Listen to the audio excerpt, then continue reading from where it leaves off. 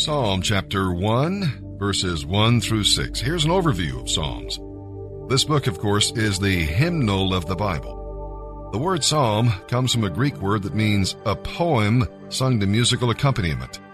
Many psalms were sung in the Jewish temple, and the New Testament church also uses psalms in worship. Some of the church's hymns and praise songs today are based on these inspired poems. The psalms express man's praise to God for who he is and what he does. They also express man's need of God in times of trial and his confidence that God will help.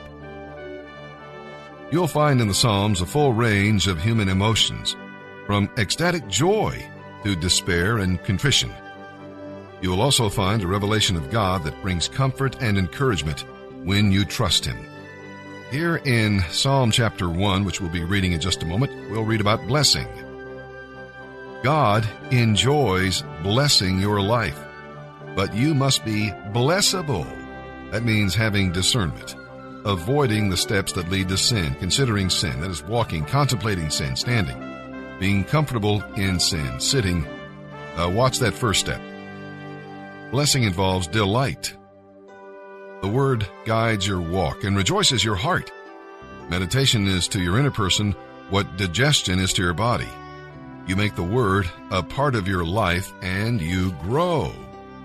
Blessing involves dependence.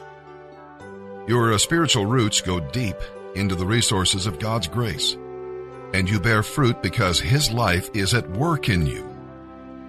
We'll read about perishing as well, how tragic that anyone is perishing when Jesus offers abundant life.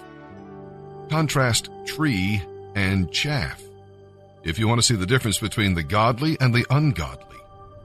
The godly receive blessing, but the ungodly receive judgment. You see, the psalm starts with blessed and ends with perish, and the choice is yours. Psalm chapter 1, verses 1 through 6. Oh, the joys of those who do not follow the advice of the wicked, or stand around with sinners, or join in with scoffers. But they delight in doing everything the Lord wants. Day and night, they think about His law. They are like trees planted along the river bank, bearing fruit each season without fail. Their leaves never wither, and in all they do, they prosper. But this is not true of the wicked. They are like worthless chaff, scattered by the wind.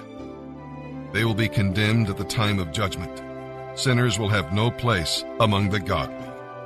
For the Lord watches over the path of the godly, but the path of the wicked leads to destruction.